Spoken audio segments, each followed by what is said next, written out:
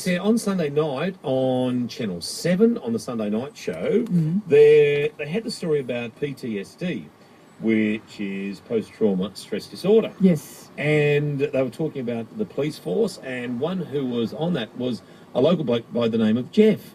And he joins us this morning. Jeff, good morning. Hey, buddy.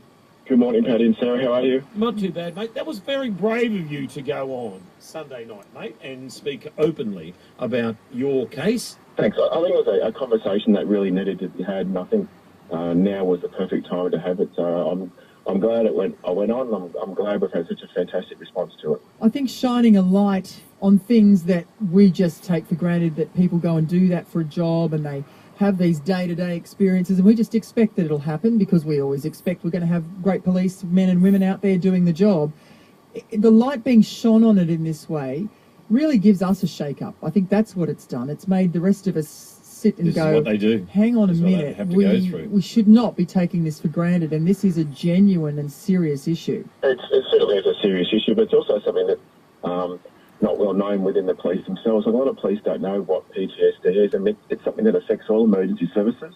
But it's just important that we say, look, this is the job we do. We made the decision to do the job, but the things that we see is just something that affects us. And we need to say that it's okay to have a bad day. It's okay that if you see something that affects you, that you need to speak out for help. Because being a police officer, the culture's not there. You're not encouraged to go and seek help. But that's why one of the main reasons we did it is the fact that we need to get people or police officers or anyone suffering from PTSD or who are having thoughts of suicide, they need to speak out. They need to just do what's best for them, because PTSD is basically a normal reaction to an abnormal event.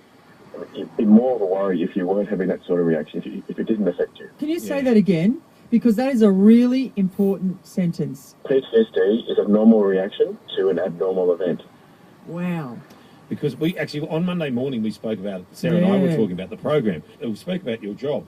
I couldn't imagine doing it. We both said, couldn't do it. Couldn't do it. Well, Couldn't clearly, you know, as you've just said, Jeff, you've chosen this to do. And I think that mainly that people should keep in mind that this isn't you whinging about the job, or it's not you saying, oh, I wish this could change, or I don't want to have to do this anymore. Basically what you're saying is, I do this job and I sometimes might need help. I mean, I loved my job. I loved being a policeman. It's something I wanted to do for the rest of my life. But because of things that I was involved in, and the fact that I didn't know what PTSD was, I didn't know what signs and symptoms to look for, or what I could do to overcome PTSD, I didn't know. So I bottled it up. Because being a bloke and being a cop, you're not supposed to show your emotions. So that's what I did. And I'd have a serious incident, and I'd just throw myself more into my work because I didn't want anyone to see I wasn't coping.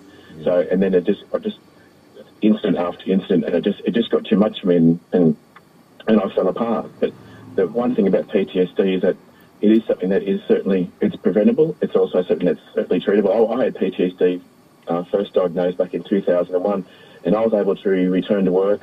I was promoted. I got a law degree. I broke 3 Guinness World Records, and I was a policeman for another 10 years. So it's certainly something that you can learn to live with. But it's important that we start a conversation saying PTSD is real. It is normal. The way that police officers are being ignored and treated by, especially by insurance companies, and especially under the new system that there's at the moment, police aren't encouraged to seek help. It's actually having the opposite effect, and that's why so many police officers are off work with PTSD, who are struggling, who are actually taking their own lives. And it's such a frightening reality, and it's something that we certainly can stop. That's why we need to get this conversation happening and got to keep it going. I'm taking part in a parliamentary inquiry in December through David Shoebridge, the MP down there, and we're having a big discussion down there in terms of what we can do to support police and support police better. So there are a lot of positive things that are happening, so I just want to keep this conversation going. Yeah. And also, I've been writing a book about my experience. I started writing that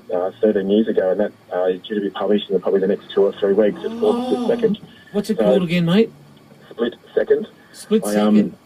I started writing about 13 years ago after my incident where I jumped in the tray of the ute, just putting all my emotions down. And I've been writing it over the last 13 years about all my experiences, being diagnosed with PTSD, my return to work, my recovery, my discharge, and to the great place I'm now. And there's lots of strategies in there in terms of how to coping, not just with PTSD, but also depression and that sort of stuff. So I'm very excited about that coming out. So Well, give us a call back in a couple of weeks. Yeah, ring us back and we'll talk about it, because that is awesome. Split second. We'll keep an eye peeled for that. Really love to read that.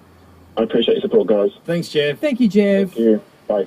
Also, Jeff mentioned too that if you'd like to, you can go onto change.org and search Honour Our Police and sign the petition there. You find out more info. 2GOs.